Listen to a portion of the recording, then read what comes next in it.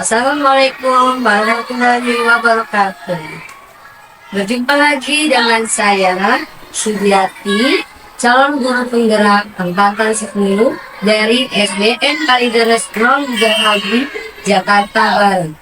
Kali ini saya tidak sendirian, saya ditemani oleh Ibu Lisa Dewi, SPD, guru kelas 2 dari SDN Kalideres Haji, Jakarta. Assalamualaikum. Waalaikumsalam ya. Bagaimana kabarnya hari ini? Alhamdulillah sehat. Menulis hari ini kita akan melakukan percakapan pra-observasi yang menulis nanti saya akan mengamati jalannya proses pembelajaran yang menulis lakukan atau sebelum saya melakukan proses partisipasi. Baik, Bu.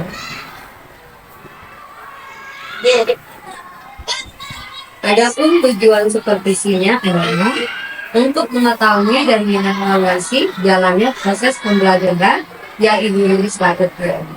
Dan kenapa kita hari ini melakukan percakapan pra-observasi, yaitu sebagai persiapan awal sebelum nanti Ibu Lilis melakukan pembelajaran, agar Ibu Lilis nanti lebih siap dan lebih percaya diri sehingga memberikan pembelajaran yang terbaik untuk murid-murid. Ada beberapa pertanyaan yang tertulis. Yang pertama adalah apa tujuan pembelajaran yang murid-murid capai? Baik, kemudian Berdasarkan rancangan pembelajaran yang saya akan tuliskan, yaitu satu dengan berdiskusi kelompok. Jadi dengan berdiskusi kelompok itu dapat mengenal dan mengidentifikasi 5 simbol Pancasila beserta bunyinya dengan tepat. Jadi seperti itu. Dan yang kedua adalah dengan games, ya, dengan berbentuk games 5 simbol Pancasila. Peserta didik dapat mengidentifikasi dan menjelaskan 5 simbol Pancasila beserta bunyinya, Bu Dia. Jadi supaya bunyinya juga bisa, kan? Dan yang ketiga adalah dengan puzzle 5 simbol Pancasila. Biasanya dengan puzzle anak-anak lebih bersemangat, Bu Dia. Betul. Puzzle. Dan dengan menggunakan, setelah terakhir kita akan menggunakan video pembelajaran beserta dengan peserta didik mempresentasikan 5 simbol Pancasila, ya. Jadi dengan video itu beserta bunyinya dia bisa dengan lisan, dan dengan lisan itu menyampaikannya dengan benar. Juga ya tujuan pembelajaran. Jadi ada 4. Ya. Baik, Bu Lilis, berarti ada 4 tujuan pembelajaran, guys. Bagaimana dengan area pengembangan yang Ibu Lilis canangkan? Baik, Bu Dia, untuk area pengembangannya saya menggunakan 2 jenis, yaitu pengetahuan dan keterampilan, Bu Dia. Jadi di pengetahuan itu peserta didik dapat mengenal dan mengidentifikasi 5 simbol Pancasila beserta bunyinya. Baik, yang kedua yaitu dengan keterampilan. Jadi melatih keterampilan peserta didik dalam membuat gambar 5 simbol Pancasila beserta bunyinya. Jadi peserta didik itu mampu menjelaskan dan mempresentasikan 5 simbol Pancasila tersebut beserta bunyinya secara berkelompok. Selain itu, peserta didik mampu berkolaborasi, berpikir kritis, kreatif, percaya diri, dan bertanggung jawab. Seperti itu, Bu Dia. Baik, Lilis. Jadi, Lilis ingin mengembangkan ada bagian pengetahuan dan keterampilan, ya. Bagaimana rancangan pembelajaran yang ingin Ibu Lilis terapkan di kelas Ibu Lilis dari segi strategi pembelajaran atau metode pembelajaran? Baik, Bu Dia, yang ditanyakan adalah strategi, ya. Jadi yang saya gunakan adalah pembelajaran berdiferensiasi. Jadi berdasarkan kompetensi siswa Bu Dian. Kemudian saya akan membagi kelompok tersebut sesuai dengan kemampuan siswa. Dan untuk model pembelajarannya, saya menggunakan model pembelajaran berbasis masalah atau problem based learning. Seperti itu Bu Dian. Baik, Bu Lilis. Berarti Ibu Lilis ingin menggunakan metode pembelajaran diferensiasi yang digabung dengan problem based learning ya. Iya. Baik, Bu Lilis. Kalau dengan media pembelajarannya bagaimana, Bu Lilis? Kalau berkenaan dengan media pembelajaran, saya akan menggunakan media observasi, data PD, dan PowerPoint, video pembelajaran, serta metode permainan kelompok Bu Dian. Permainan kelompok itu games, simbol Pancasila, dan diskusi. Dilanjutkan dengan presentasi. Baik, bagus sekali ya. Kira-kira kapan nih Ibu Lilis akan melaksanakan kegiatan pembelajaran tersebut? Di kelas berapa dan jam berapa, Bu Lilis? Saya melakukan pembelajaran di kelas 2 SD, ada jam kedua dan ketiga. Ya, Bu Lilis. Berarti itu ada jam di hari Selasa, kelas 2, jam pertama dan ketiga, dan ketiga, jam kedua dan ketiga. Nanti saya di waktu itu akan melakukan supervisi ya Bu Lilis. Saya akan melihat dan mencatat hal-hal apa saja yang terjadi di kelas ya Bu ya. Baik Bu Lilis, nanti setelah observasi kita akan melaksanakan percakapan pasca observasi ya Bu. Nanti akan didampingi oleh pengajar praktik saya Bu Dian. Baik Bu Dian. Sebelum kita akhiri, apa yang Ibu yang dapatkan dari percakapan kita hari ini, Bu Lilis? Alhamdulillah Bu Dian, dalam percakapan saya mendapatkan gambaran media saya yang akan saya gunakan nanti. Jadi saya sudah mempersiapkan mulai dari sekarang Bu Dian. Baik, bagus sekali Bu Lilis. Ya, setuju sekali. Jadi Ibu sudah siap ya. Baik Bu Lilis, terima kasih atas waktunya sudah mau berbincang-bincang dalam observasi saya ini. Nanti kita bertemu lagi di kegiatan observasi kelas Bu Lilis. Ya Bu Dian. Sampai di sini pertemuan kita. Sampai jumpa di kegiatan supervisi dan pasca observasi. Terima kasih Bu Lilis. Terima kasih juga Bu Dian. Salam.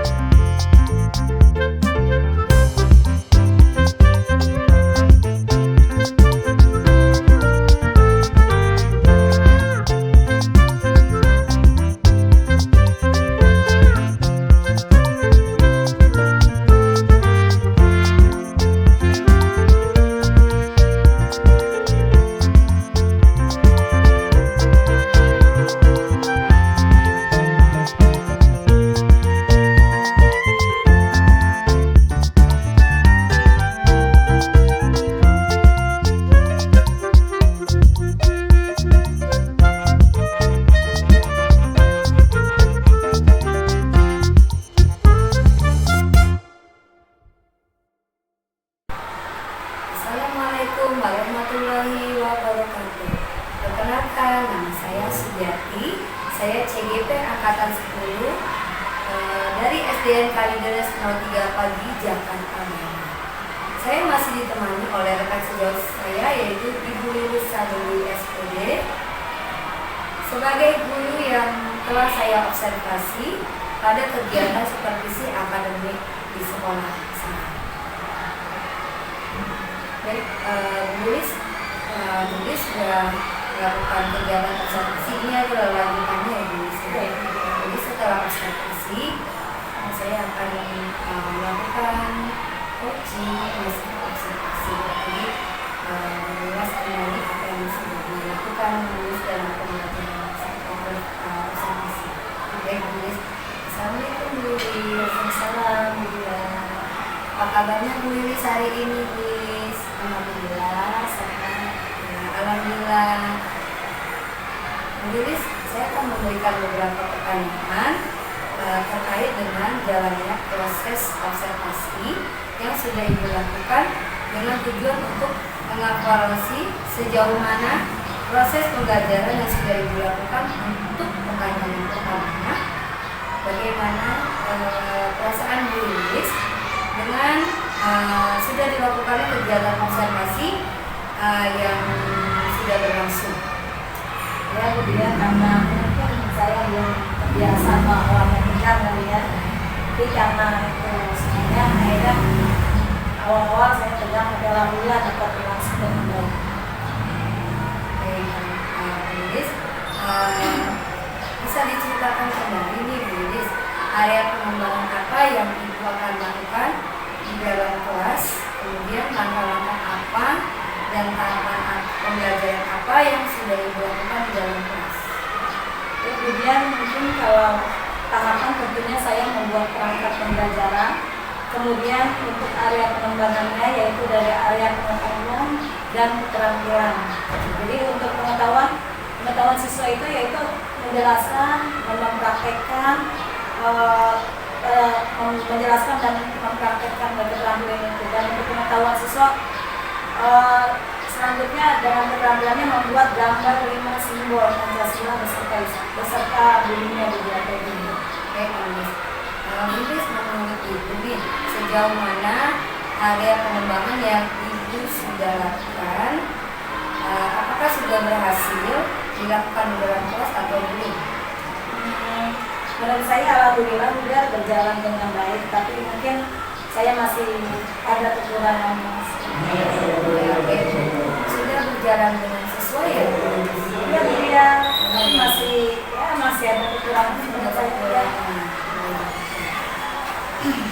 Menurut Bu Lilis, apa kekurangan atau kendala-kendala yang Ibu hadapi pada saat melakukan proses pembelajaran di kelas?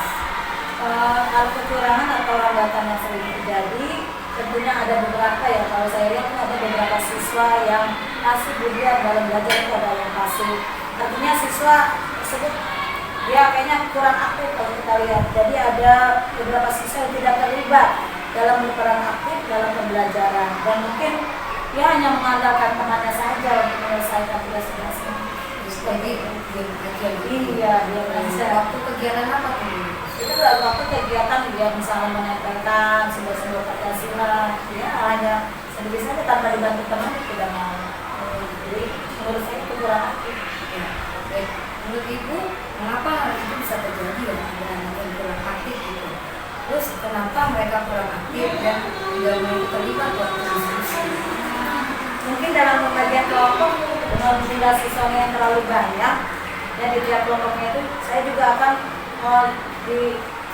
akan menggunakan pendekatan yang kemudian sesuai dengan minat anak misalnya ya.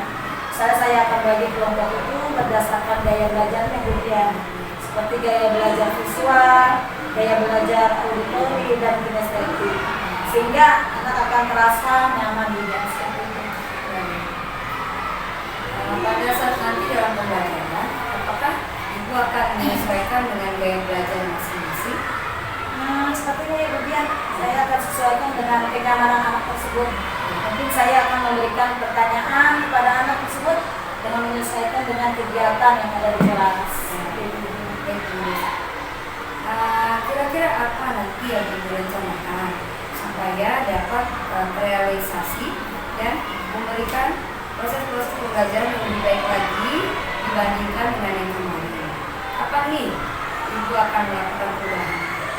Insya Allah saya akan melakukan secepatnya Bu Dia supaya pembelajarannya lebih oke Bu Dia. Jadi saya akan menerapkan pembelajaran berdiferensiasi berdasarkan daya belajar dan pembelajaran sosial emosional.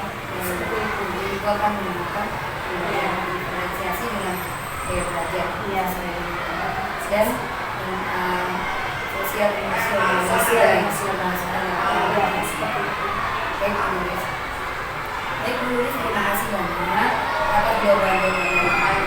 Mudah-mudahan yang direncanakan ini bisa secepatnya direalisasikan. Amin, amin. Sama-sama dulu. Ya, baik Bu Nuris, akhirnya rangkaian kegiatan supervisi akan lebih dimulai dari percakapan observasi, kegiatan observasi, dan percakapan coaching, observasi sudah selesai kita. Terima kasih banyak Bu. Terima kasih juga Bu Dia. Saya juga bisa selalu Sama-sama. Assalamualaikum warahmatullahi wabarakatuh. Waalaikumsalam.